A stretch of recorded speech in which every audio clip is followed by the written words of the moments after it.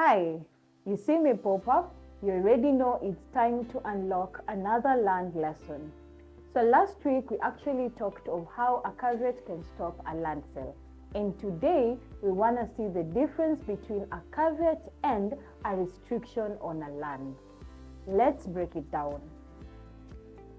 So last week we talked about a caveat, and in simple terms, a caveat is an order placed on a land to make sure that no transactions can actually be done or any transfers. So a caveat is specifically from a certain private person. This is like someone saying, you have to hold on, and in case you want to sell this land or make any transfers, you have to make sure you involve me. On the other hand, a restriction is actually an order placed by the land registrar or a court. So in this case, this specific problem that is causing the restriction to be placed on the land has to be solved so that any transactions or transfers have to start. An example is maybe there is a succession case or there is an inheritance case that is still pending. This land has to be restricted so that no selling or transfers can be done.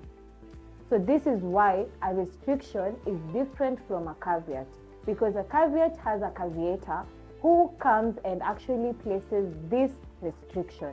So in short, a caveat gets to protect a person's interest or a private interest, and the other side, the restriction gets to protect a law or the public's interest.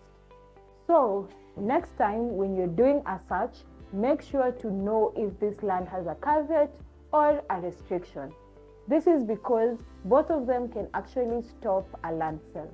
Land buying cannot or should not be scary. Welcome to follow us at Faraja Settlers so that we make sure to help you understand how land buying can be simple, secure, and stress-free every week.